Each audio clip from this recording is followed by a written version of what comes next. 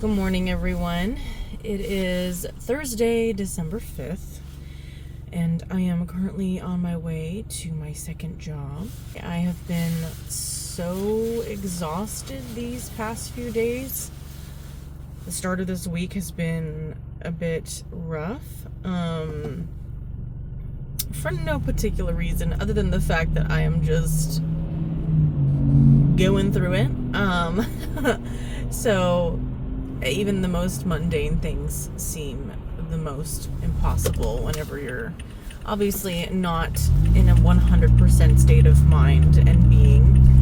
Nevertheless, we continue forward because life waits for no man or woman, to say the least. I need to get some editing done, even though I'm dreading it because I got this new editing software and it has been a bit of a pain for me to learn. As much as I wouldn't want to admit it, I think the saying is true. It's very difficult to teach an old dog new tricks, and I think I've gotten to that point in my life where I'm considered an old dog because I don't like learning new things when it comes to stuff like this, like in my personal life.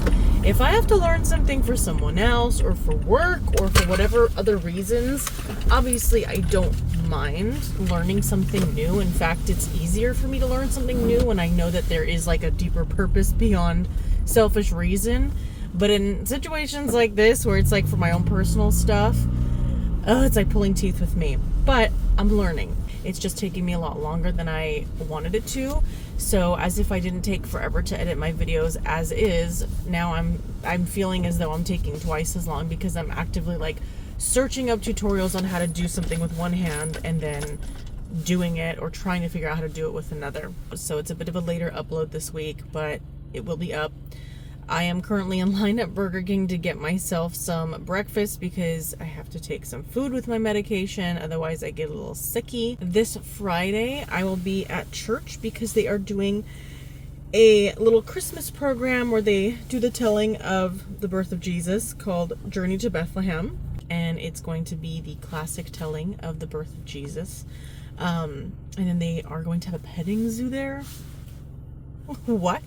Yeah, they're gonna have like a mini petting zoo. They're gonna have like a mini area with activities, and I think there might be some like shopping experience or something. I don't know if they're gonna have vendors or what, but it's shaping up to be a pretty big shindig here. So I'll be attending that on Friday. I already registered and got my ticket and everything, so I'm super excited about that. So you guys will be seeing that. And then of course we have our usual service on Sunday. We have been participating, like probably many churches, in the season of Advent. And for those of you who may not know, Advent is basically the season during the month of December leading up to Christmas, aka the birth of Jesus Christ. And Advent literally means like waiting in anticipation and preparing. So this week, the first week of December, my church's theme is hope. But yeah, I'll be attending church on Friday for that, and you guys will be definitely tagging along for that. I'll be filming some portions, but I'm excited. We've got a pretty exciting weekend coming up. Like I said, usual service on Sunday, and that's the immediate plans.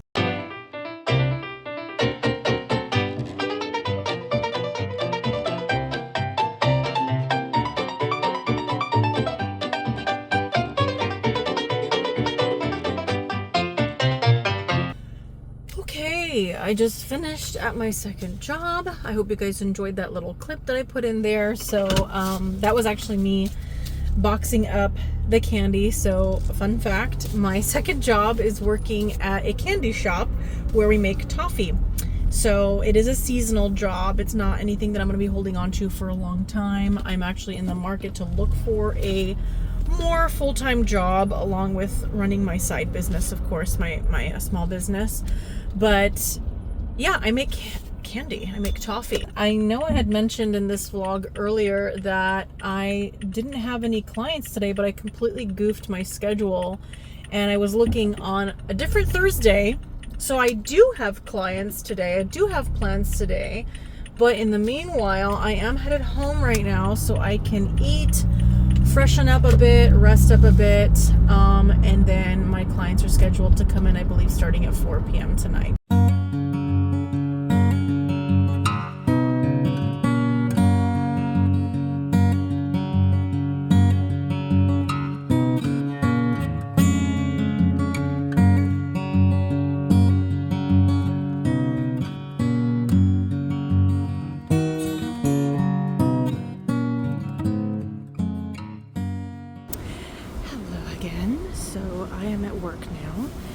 and I'm actually in between clients. As you saw, I took some clips of me in my studio, just tidying up and whatnot. But yeah, I have a little bit of time to kill between my clients, so I went ahead and placed an order at a Starbucks right by my studio. So I'm gonna go and pick up my pick-me-up and sip on a little Starbies while I wait for my other clients to get in for the evening. So it's been a pretty chill day. Took a little bit of a nap earlier because I was dead tired. My body really needed it. And then after work tonight, I plan on pretty much being up for a good chunk of the night just editing. So that's gonna be on the roster, and hopefully I can get my video done because my editing has just been so slow, but I'm pretty confident in what I've learned so far. So hopefully we can get the rest of that up tonight.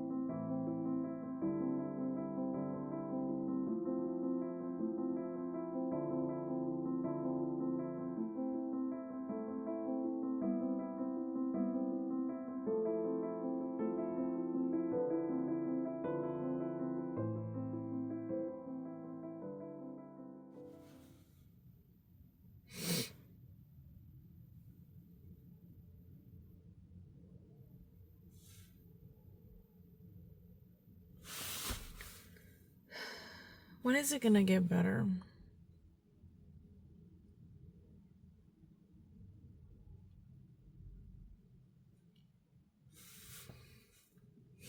When is it gonna get better?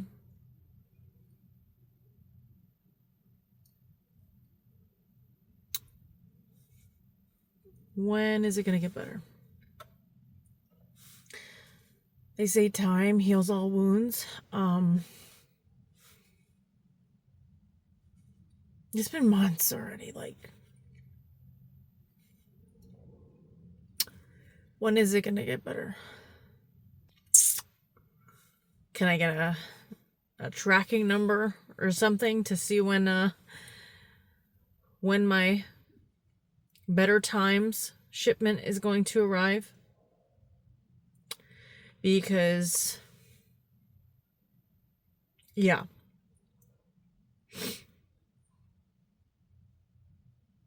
my hair is falling out. It has been for a minute now. I haven't seen a doctor for it, but I'm pretty sure it's linked to stress and depression.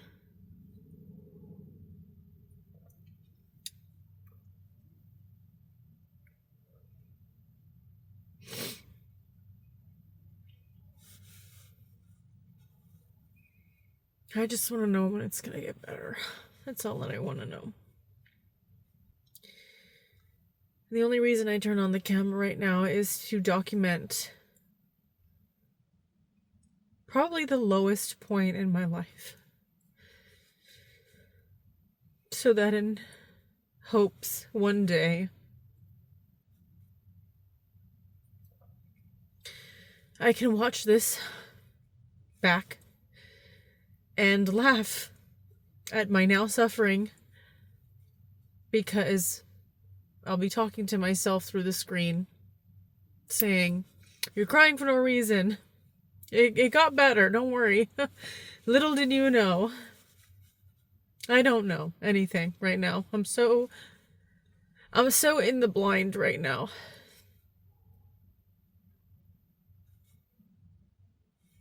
And when they say that life throws you into the dark, it's dark. When it's dark times, it is pitch black times that you literally can't see your hand in your face, so to speak. And that's how I feel right now. I feel like I can't even see my own hand in front of me. because it's that dark.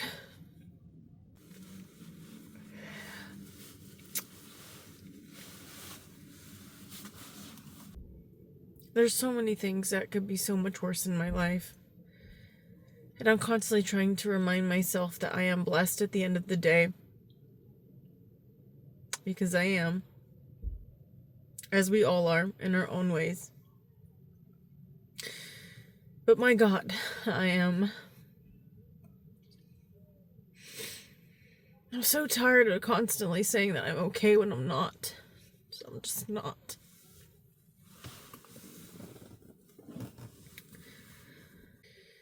I'm sitting in a neighborhood by my local Target,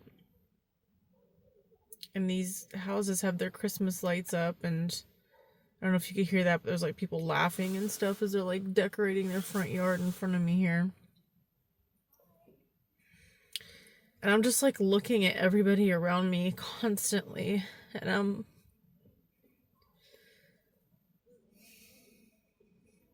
I'm jealous of how happy they seem in their lives.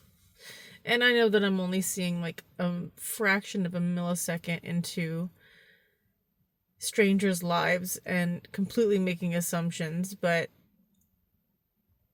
being in this place where I'm at right now, it just seems like everybody's doing better than me and is better off, and yeah.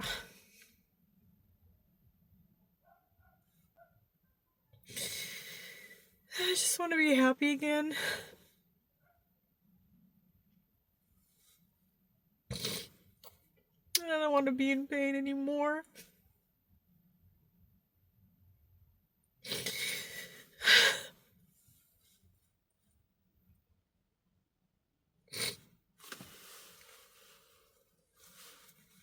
just want it to be better already. My birthday's coming up soon. At the end of January, so I know we have a whole holiday, a couple holidays before we get to my birthday. But it's coming up soon, believe it or not. It's literally less than 2 months away. I'll be turning 31. And although I'm blessed and thankful to God for another year on this planet, I just feel so defeated at the status and point that I'm at in my life as I'm turning 31. I pictured my life very differently when I was younger, assuming I would be in a very different place by the time I got to this age. Could not be further from reality. But as they say, we plan and God laughs. So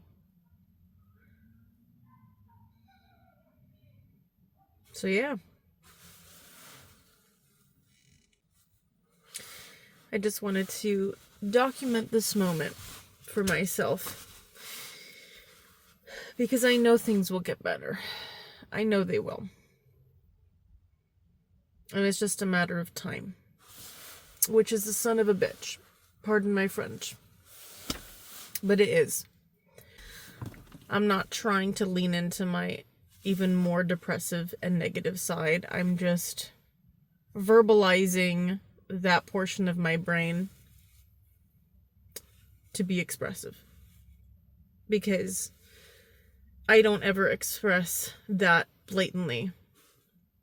I don't have anybody to express it to. And it just oozes out of me through passive-aggressive, overall just poo-poo attitude. And unfortunately, my family tends to get the backlash of that, and I apologize to them for that. They don't deserve that. But it's just, I need to let it out. And just because I'm letting it out doesn't mean that I'm embedding myself in that mentality. I'm just processing it to get through it to the other side, because the less that I share and get out, the more I press deeper into me. And that's when it becomes scary, because when you don't release something, it becomes a part of you. And then it's a whole lot harder to move past when something becomes a part of you. So that's my self-therapeutic talk right there, to try to encourage me to speak into the void for a minute and just get it out of me, because keeping it in is doing no good. I had my 2 seconds of world-ending panic and sadness, and I'm ready to go on about my day. Well, night now. So yeah, thank you for watching my meltdown. And again, this is the purpose of these videos, is to document moments like this, no matter how difficult it may be, because I'm going to look back one day and see the progression of where I was and where I've come. And by some miracle and by the grace of God, I believe that despite my own personal reasons for these videos, at least I'm hoping that somebody somewhere out there might come across this and see another person who might be going through something similar to what they're going through. And it'll be a source of validation where they won't feel alone in their thoughts and in their feelings, and they can feel a sense of peace knowing that there is others out there who experience what they experience. That's not to say that I'm happy knowing that others are going through a hard time, or others are happy knowing that I'm going through a hard time. It's just the idea that you're not alone, and that somebody understands what you're going through. Because it's a very isolating feeling. We always tend to tell ourselves that we are the odd man out, that we are just this special case scenario that the world has never seen before, and our suffering is unique, when in reality it's not. Our suffering is situational, and our situation may be unique, but suffering in itself has been around since the dawn of mankind. And that's something that we seek comfort and connection through, is the suffering. Because it's not talked about enough. And everybody's so busy trying to one-up each other in life, proving this false sense of happiness and stability through social media or through a show-offy lifestyle, that we're not stopping to level with one another and to really pull back the curtain and say, let's all cut through the BS here. This is what's really going on, and compare notes. So, yeah. But anyways, that's enough for tonight.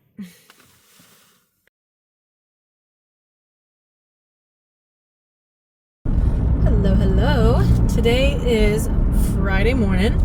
I just finished taking a client at work, and I'm headed home now. I'm going to get some breakfast, take my meds, and then see how the rest of the day goes, because later on tonight I will be at church for our Journey to Bethlehem performance, which is the telling of the story of the birth of Jesus. So I'm super excited for that. I want to do my makeup, I want to do my hair, I want to dress nice and actually put some effort into myself for once, make a nice little night out of it.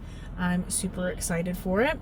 It's gonna be my first time attending a performance like this. I know, crazy, shocker, but I've never really attended something like this before, so I'm super excited to see the performance and just enjoy the entire experience as a whole. I'm so happy, but last night I was able to finally learn enough in my editor to piece together the remnants that were left of my slime ASMR video. So I finished that, I've uploaded it, it is set for release today. My goal is to also get this vlog and up by the start of next week as well, and then get ahead on my filming schedule to try to film for next week's upload, and hopefully the upload after that. I'm really trying my hardest to stockpile when I can in terms of my videos and my content, because it makes my life a lot easier. But as I've spoken about before, it's really hard to film in my house. There's just always noise happening. Someone is always up and about and roaming around and doing stuff. So no excuses, but it is very much so climbing an uphill battle when it comes to filming anything at my house. Even with these vlogs, like, I just feel like we're constantly in the car talking, because this is the only time that I get really like personal time where there's no interference, or, you know, there's no overlay with people hearing me move about, or, you know, film or do whatever I need to do. So I'm constantly living out of my car. So I apologize if these vlogs have felt like car adventures. But yeah, I'm happy that I got the footage filmed, edited, done, up for tomorrow, or I'm sorry, today. And I'm gonna absolutely do my best. I do want to film, so sneak peek, if you are subscribed to this channel and my ASMR channel, you'll kind of get a little bit of a behind the scenes tidbit of what I'm thinking about filming for my next few videos for my ASMR channel before it's out. So we're now obviously in the month of December, which is practically Christmas, the entire month. So I would like to start filming some Christmas themed videos. I want to do a wrapping presents video, and I also want to do a making a gingerbread house video. Today is Friday. I usually don't upload on a Friday. My typical schedule, quote unquote, my loose-based schedule for uploads is every Wednesday on my ASMR channel. It is a bit of a later upload because of the fact that I was set behind with my editing, but other than that, we're back in business. We're ready to go, and I'm super excited for tonight. I will be taking you guys along with me so you guys can enjoy that little montage that I put together. Breakfast of Champions.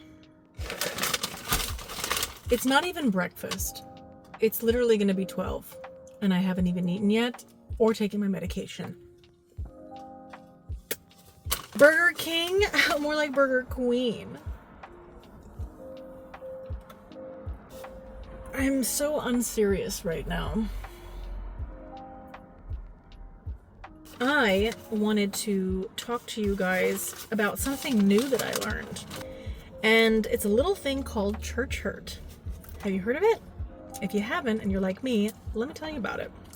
So church hurt is something I learned that's new to me, but it isn't new to me.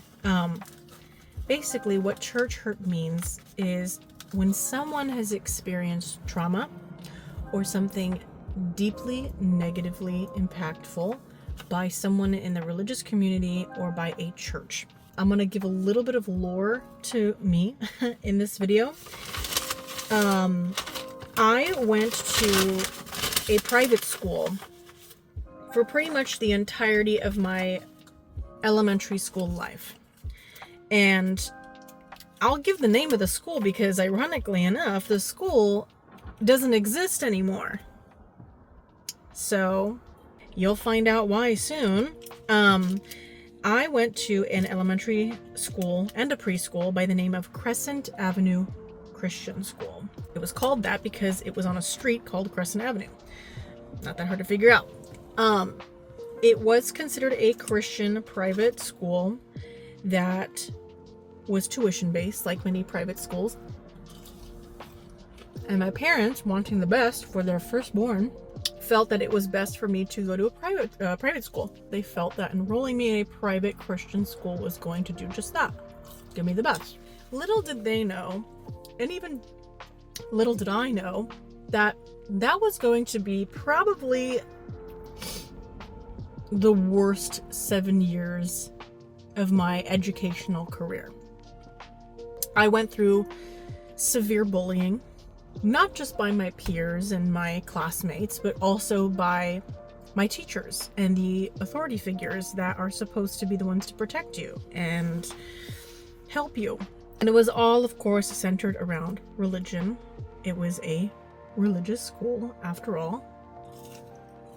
we had church every Wednesday in the morning, and we had a Bible study as part of our curriculum.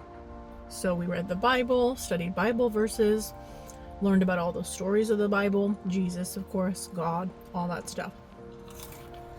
I don't know what the issue was. The only thing that I can think of is just that I didn't look or behave like your average kid growing up. And I think that because I didn't fit a certain standard at the time, kids were just being kids, and they were being mean, and they were bullying me and ostracizing me. And I've just had a very happy-go-lucky mentality since I was a kid. I'm trying to get that back as an adult now. I do still have it, but it's a little bit more suppressed just because of the BS of life. Kind of does that to everybody, unfortunately. But I was a very goofy kid. I was very much so out there. I didn't care what other people thought about me. I was just very authentically myself. Coming from a household where, of course, that is encouraged, it doesn't really translate or is accepted as well when you are out in society. And I just got really bullied a lot. I got bullied for everything, for the way I looked, for the way I talked, for my nationality, the fact that I was Armenian. I just got bullied for pretty much everything and anything. Given the fact that I went to a private school, because it was a little prestigious and, cost a lot of money, we would rarely get new students or have students leave. So what that meant for me is pretty much an elementary school life sentence, quote unquote, of consistent bullying under the same people. I would basically move from one grade level to the next with the same class and the same people, and there was rarely anybody who left or rarely anybody who was enrolled. For 6 years, I was just constantly under the oppressive thumb of the same people who have determined that they just don't like me, and we're going to let that be known. So that's one aspect, which I feel like is kind of normal. Everybody goes through bullying at some point in their life. But where it's not normal is when the teachers, the principal, the aides, the volunteers, when they start making fun of you, when they start abusing you verbally, mentally. There was no physical abuse, thank God. Nothing like that. But when they start attacking you, as a kid with a developing brain, you don't know what to think about that. All you know is you're just confused and hurt. Here I am at a school that is preaching all about God and Christianity and loving thy neighbor, treating people with respect, the golden rule, right? And in the meanwhile, in this supposed safe space where we're all supposed to come together through the word of God and be better people, I am encountering one horrendous person after another and one version of torment after another. And it doesn't just stop at my immediate surrounding with my peers. It's the authoritative figures that I would go to in help of this, to help me with this. And instead of helping, I would just get verbally and mentally abused. That really taught me over time to not trust religion. Sad to say. There is corruption everywhere and anywhere, and that includes religion as well. There are, unfortunately, a lot of religious people or people that are a part of religious establishments that are corrupt individuals that do not practice faith as it is intended, and that abuse religion and people who lean on faith for their own personal gain, which is disgusting. It's freaking disgusting. And there's a special place downstairs for those people. Growing up with that type of abuse, seeing that it came from a specific religious authoritative source. It developed, by the time I got to 6th grade, it developed a very unhealthy relationship with me and religion. And I don't want to say a negative relationship with me and God, because that wasn't the case. I still felt that I had a really good relationship with God.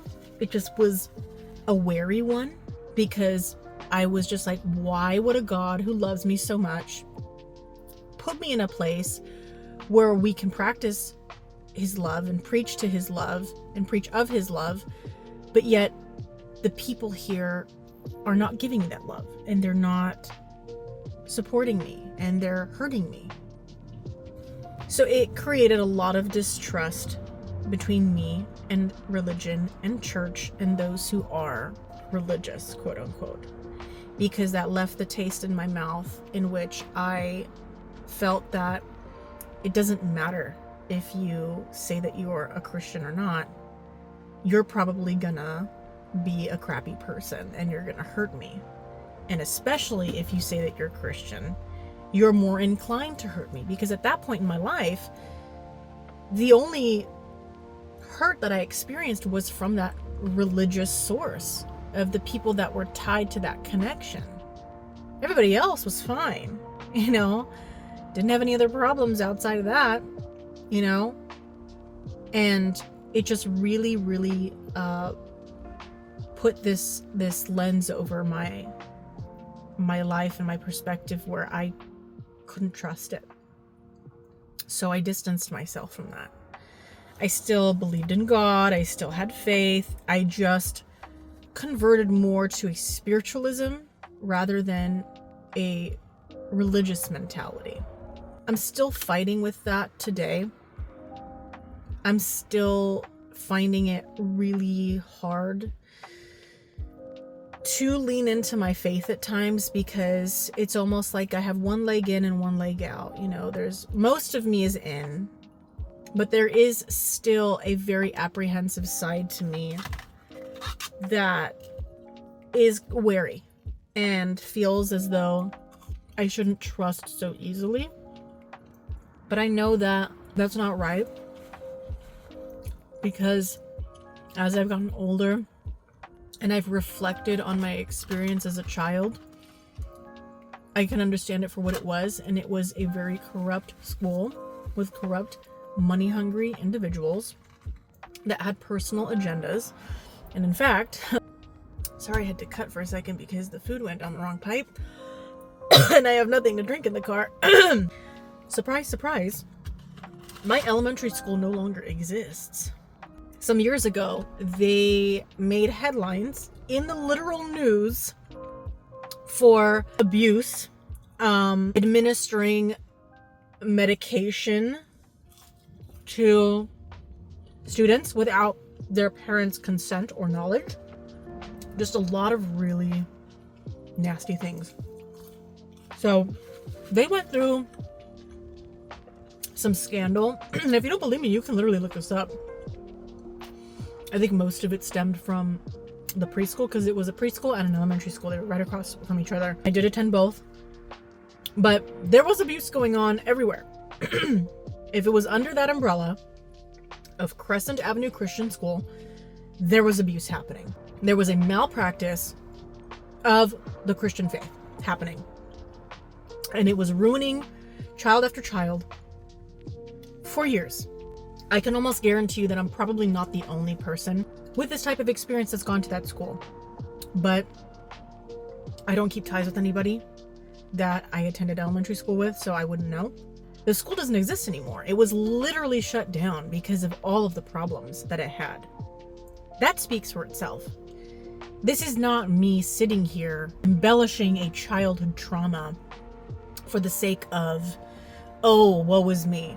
This isn't that. This is something that was clearly an issue beyond my personal experience, because this school made headlines and it eventually got shut down.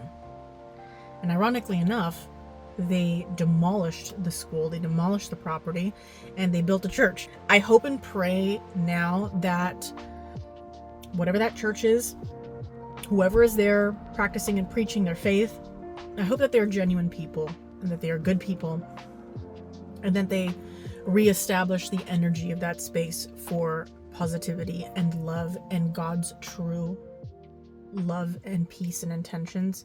But yeah, church hurt. I experienced church hurt. And that is what made me kind of a bit of a jaded and callous person when it came to religion and Christianity specifically. I always identify as a Christian. I always have identified as a Christian. I just stopped practicing it.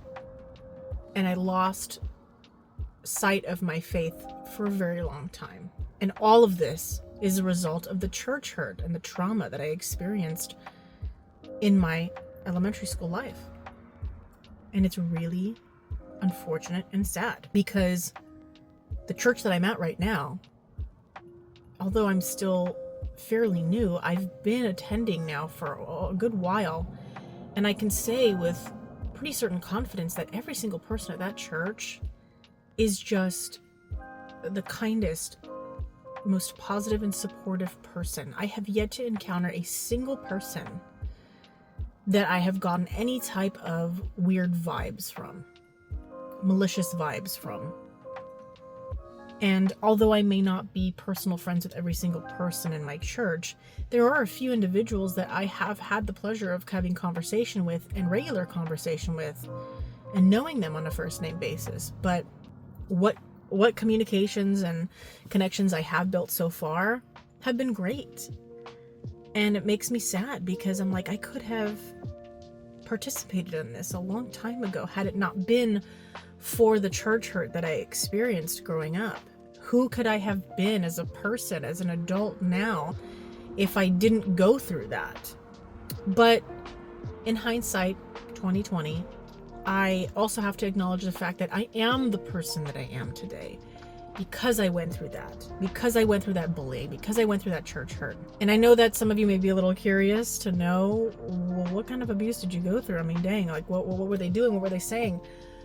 Whether you deem this as it being a big deal or not, I'm telling you right now, actions have consequences. And those consequences are very real, especially when you experience them as a child. I would have teachers that would constantly make derogatory racial comments about me being Armenian. I would answer a question correctly about U.S. history.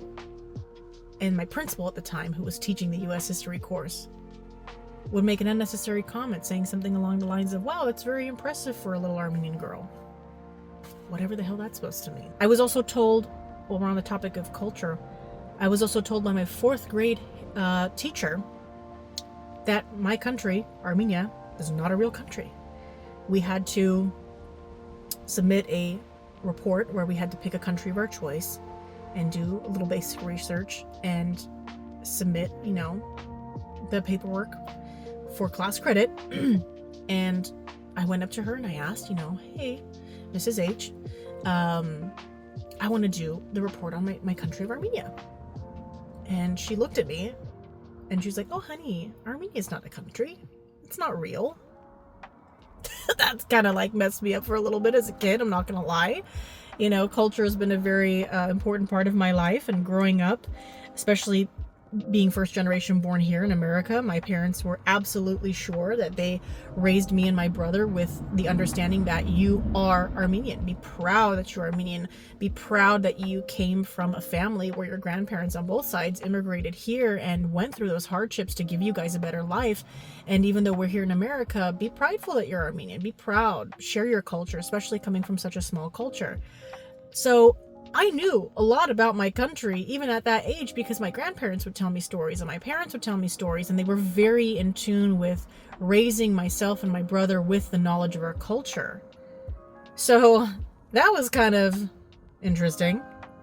There was also another occasion, and these are just the main ones that stand out in my head. I mean, there were countless little interactions in the in-between that I'm sure a lot of it I've probably forgotten for my own good, but these are just kind of the main ones that have stuck with me. There was another time where in 1st grade, I was running a little behind on some assignments for whatever reason. So my teacher decided to keep me in during lunch to finish those assignments, which, if you think about it, is technically illegal because these kids need their lunch, they need to eat. And at the time I had signed up for Hot Lunch, which, if you're not familiar with that, it's basically a prepaid program that parents would pay for to ensure that their kids got a meal every lunch, and that would be provided through a program through the school. So I was allowed to go pick up my food and come back to class, but I couldn't eat it because I had no time. And I was forced to do all this work throughout lunch. So I couldn't go to recess, I couldn't eat, and I'm in first grade, I'm a literal child. So I did my work, whatever, and I'm starving, I didn't eat any food. I'm a kid, I'm running around, I'm burning energy. And we had these little cubbies in the side of the classroom. And the bell had rung to let everybody in from lunch. So everybody's kind of settling in, and it's that point in class right after the bell rings where it's a little rowdy. Everybody's kind of like chit-chatting, and the teacher's kind of moseying on about the classroom, trying to establish some order. And I noticed a little bit of chaos, so I was like, now is my chance. So I ran over to my cubby because I was so hungry. I opened up my little Hot Lunch, and they had the like little knockoff Oreo type cookies, and I quickly opened it up, and I'm like shoving it in my mouth just to try to get some food in my system before class starts because I'm so hungry and I didn't get to eat and I missed out on lunch. And I guess, unbeknownst to me, while I'm in there trying to eat my little cookies on the sly, the teacher had called order to the class, and it got really quiet. And then all of a sudden I hear the teacher say, "Amanda, what are you doing out of your seat?" And I stopped and I looked back, and of course my mouth is full of cookies and I've got crumbs all over my mouth, like typical cartoon moment. And I didn't know what to say. I was kind of dumbfounded. I got caught. And I turned around and everybody's in their seats and they're all looking at me, including the teacher. She goes, "What are you doing?" And before I even have a chance to respond, because my mouth is full and I'm just like dumbfounded, she's like, "You're not supposed to be out of your seat when class is called, and you're definitely not supposed to be eating in class. So you know that you're breaking the rules." And she literally then turns to the class and says, "Look, everybody, look at Amanda being a fat little pig when she should be in her seat." That's something that sticks with you. That's something that sticks with you. I don't really remember much of what happened after that. And I think that's probably because my brain probably was like, we don't need to remember all this. You've remembered enough. Let's just move past this. But it was just, I had a lot of issues with my first grade teacher for some reason. I don't know what her issue was. She accused me of having all kinds of issues, ADHD, ADD, this disorder, that disorder, claiming that I was having a hard time paying attention in class. I'm a first grade kid. I'm going to be a little hyper in class. I'm going to have a little hard time focusing. It wasn't anything out of the normal. She complained so much to my parents that, she accused me of having all these issues, so much to the point where my parents literally, and I have vivid memories of this, my parents literally took me to a child psychologist. And my mom told me years later, because I had confronted her about that memory, that weird memory that I had as a kid. I was like, what was this memory? I remember going to this like weird doctor's office, and there was a really big, nice man who was playing these games with me, and you and dad were there, and he was talking to you guys. Like, what was that all about? And she's like, that was when we had to take you to a child psychologist per the request of your first grade teacher, because she kept telling us that she suspected you of having a laundry list of problems. So us being concerned, responsible parents decided to take the teacher's word at value, because, who else is going to spend all that time with your kid to know? And she goes, "We took you to a child psychologist. He did an evaluation, and he looked at me and your dad, and he said, 'Why are you guys here with your child right now? This is a perfectly healthy and normal child. There is no reason that you should be here. She is perfectly at her level for her age. I've ran a few tests for this, ran a few tests for that. She passed with flying colors. And there really is no need for you to bring this child in here. She's perfectly at where she needs to be developmentally, cognitively. She's fine. Congratulations, your child is healthy.'" At that moment, I think my parents realized that something wasn't quite right. But being that I was their firstborn, I was still so young. I don't even think my brother had entered the picture yet. Maybe he had. I think he had, but he was still little. They were just busting their ass at work, trying to make ends meet just to pay my $3,000 tuition alone. Yeah, $3,000 just to be able to enroll me every year in that school, which I know may not seem like a lot. It may seem like a lot. To me, that seems like a lot. That seems like a lot. And that was back then. That's a lot now. So I can't even imagine how much it must have been back then. $3,000. It was a lot. You know, it's like I'm forever grateful that my parents busted their ass to be able to provide what they believed was a healthy and safe place for me to attend school. And it's really unfortunate that it ended up being the opposite, but I can still appreciate the hustle of my mom and dad, and I will forever be thankful for them, and they still hustle to this day. That was just a few of the examples of what I went through. And you're probably also thinking, well, Amanda, didn't you talk to your parents about what you were going through? Didn't you bring this to anybody's attention? Well, the sad thing is I didn't. And I feel like this is a common thing with people who go through abuse or bullying or whatever. We're not going to talk about it at home. And if we do, it's going to be very vague, and we're probably going to downplay it because I was already getting bullied for seemingly existing. I couldn't trust my teachers to help counteract that or control it. And I was actively deflecting against them as well. The last thing I wanted to do was cause more panic in the place that I do feel safe, which is my own house with my own parents, and talk more about these issues that I'm trying to escape from when I'm not there, and then risk having my peers find out that I've talked to somebody about this and then get made fun of because of that. So it's an unfortunate cycle that took place for many years.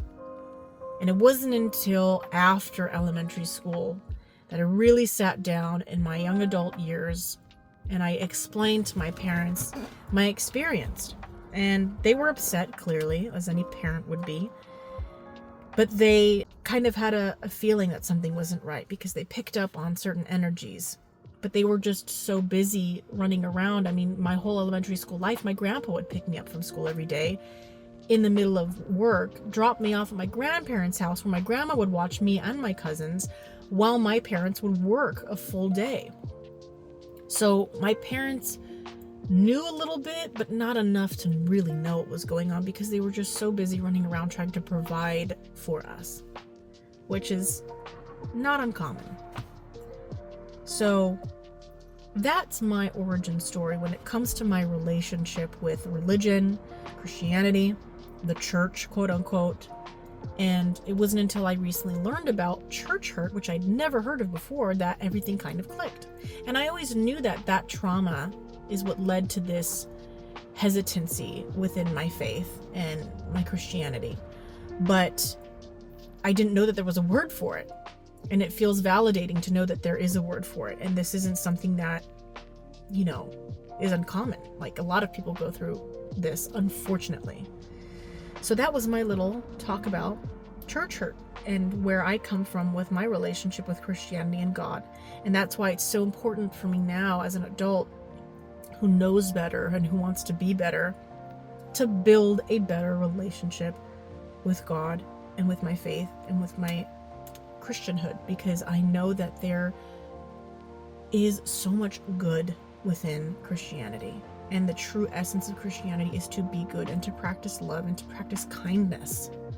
And I'm trying to actively rewire my brain from a skewed version, a negative version of what that was embedded into me as a child. And it's not easy. But I have faith, and I'm trying my best to stay as self-aware as possible so that I can be better and unlock all of the benefits and the positives of what true religion and true Christianity is supposed to be at its core, which is all about love and acceptance and kindness. So that's my sob story.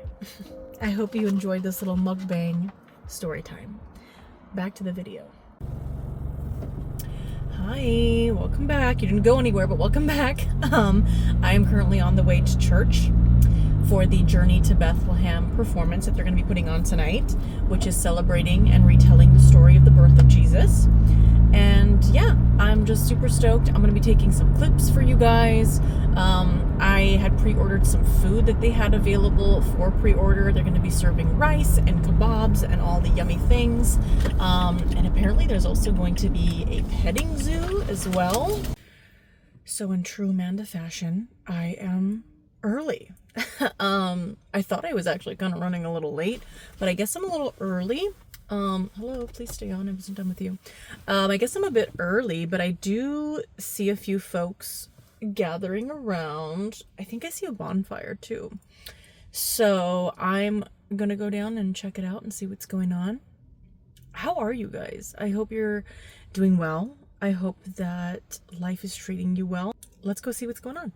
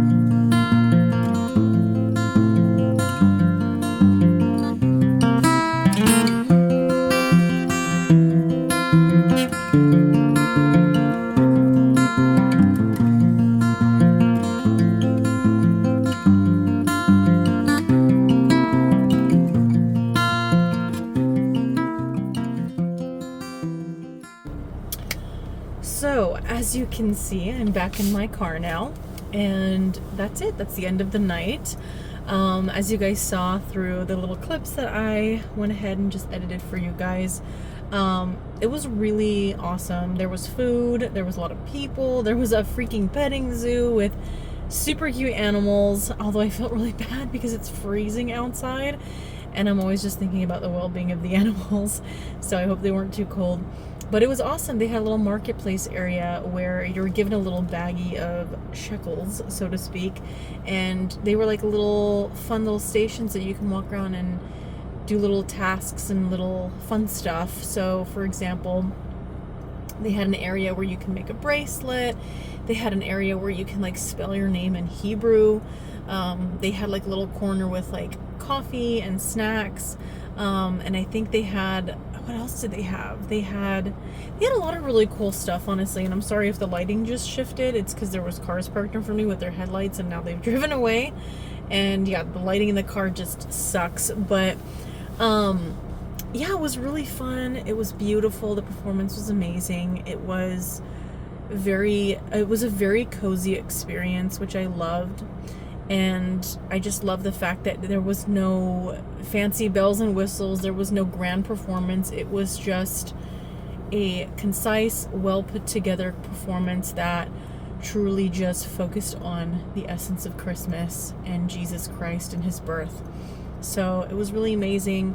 As you could also see, there was a bonfire that was lit in the prayer garden, which was amazing. It was not only a great source of warmth because it's freezing outside, but it made for a very beautiful area where after the performance, I took a few moments to do my daily devotional there and say a prayer or two, standing by the warmth of the fire. So that was really nice, but I feel great. I'm so happy that I was able to attend, and I know that there's going to be more functions at the church for the Christmas season. I'm headed home now, and I have to shower and get this makeup off and relax and warm up. I'm pretty much wrapping up tonight. I don't know if I'll be vlogging anymore for this particular video. I might just end it here. It's been a long couple of days. So with that being said, I hope you guys are taking care of yourselves. I hope that you are enjoying your holiday season so far. And if it's a difficult one, I understand and I feel you. My heart goes out to you. My prayers go out to you. And as difficult as it may be to get through this time of year with whatever hardship that you're going through, please know that you are loved. There are so many people that love and care for you in this world and want the best for you. And you mean so much to so many people. And beyond all of that, you mean everything to God. And therefore you should mean everything to yourself. So please love and respect yourself. Take care of yourself. Stay faithful, stay positive. And in the meanwhile, do something for you. Try to step out of your normal everyday and do something in an act of selfish happiness and peace. And whether that means going and getting a cup of coffee or a bite to eat, or, just stepping out of your comfort zone and spending a day at the beach, or, going and watching a movie by yourself, or whatever that may be, do something for yourself and be your own source of happiness and find what comforts you and what brings you peace. And if things are going swimmingly well for you in life right now and you are on cloud 9, then I am so happy for you. And I hope that you stay on that cloud 9 for as long as you can. And I'm so happy, and I share in your happiness for you. So I thank you guys for joining me. Thank you for watching. And I hope you have a great day or night. I love you, and I will see you in the next video. Bye, guys.